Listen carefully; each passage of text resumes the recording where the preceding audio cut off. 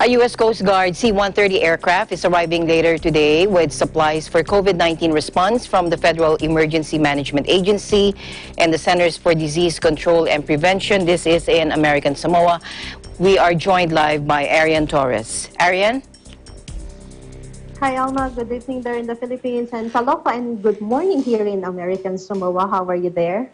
I'm good. What are your updates for us? And good to hear from you.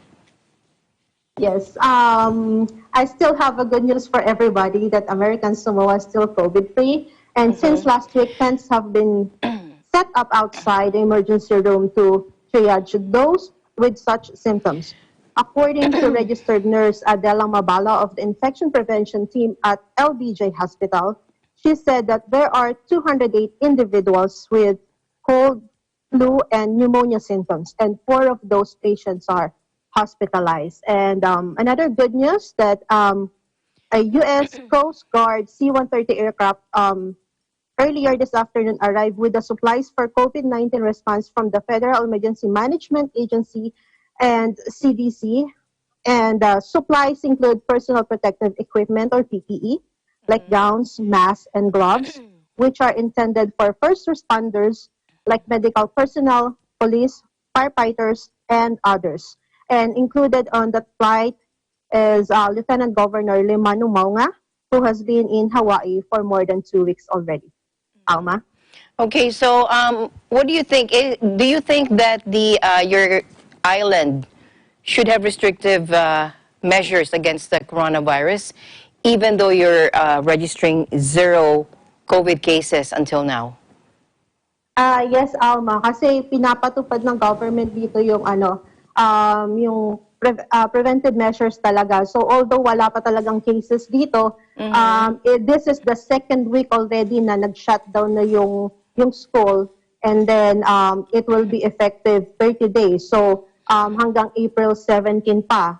And then yung mga stores, they only allowed to operate from 6 a.m. to 6 p.m. only. And then after that, may mga police na nagra-rounds to ensure na talagang close na yung mga stores.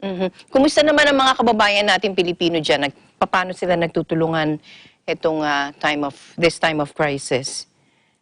So yung Filipino community naman dito ay okay at nagtutulong nga sila at pag kami nakausap nga kami, nakausap ko na mga sa Filipino community, so tinatanong ko kung paano yung kalagayan nila, how they cope up with this kind of situation, is okay naman daw sila at ang gagawin nila is just to follow the instruction coming from the government para naman syempre ma-secure sila at saka matulungan din nila yung government to prevent the spread of the virus.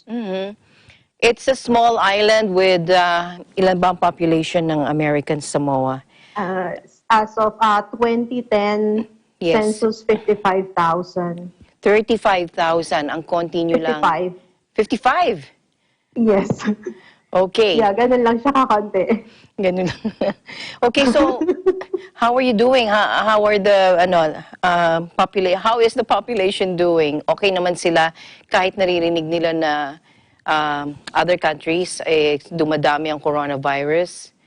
Hindi ba sila natatakot dyan? Hindi ba sila na-alarm? How are they taking all this? Sa umpisa, syempre na-alarm yung mga tao dito. So, kaya nga, isang pakiusap nung sa Senate, nung nagkaroon sila ng fono or meeting, is to stop the Hawaiian Airlines na to have flight here from Hawaii. So, ayun, kaya na-stop na ngayon yung Hawaiian Airlines. And this week siya nag-start, and then it will be effective for the next 30 days. Same thing din dun sa neighboring island, close na rin yung border, at wala na rin nakakapasok at nakakalabas. Okay, so help is on the way. I just read na American Samoa World Bank will make available $1.5 million to American Samoa to support the COVID-19 response there. Part of the 14 billion package, Yes. Okay. Meron palang history ng pandemic dyan, 1918 was the influenza outbreak. And just recently, the measles outbreak, right? Yes. Oh, how is that The doing? measles. Kumusta naman ang measles outbreak ngayon dyan? Na-solve na ba? Has that been addressed by the government? Yes, nung nagkaroon ng measles outbreak dito noong December, halos 1 month din nag-close doon yung school. So, medyo alarming din yon. So, yung ano ganun din, preventive measures pa din yung ginawa para naman hindi siya ganun kumalat. Like the neighboring island na medyo marami yung namatay doon, di ba? So, naagapan naman ng government ng American Samoa. Nagkaroon din ng mass vaccination during that time, not only for the children but also for the adults. Okay. Thank you very much for your time. I know you have to sleep and work in a little while, so I'll give you time to rest. Thank you for your time, Arian, always. Thank you, Alma. This is Arian Torres from American Samoa. Eagle News. We live in interesting times.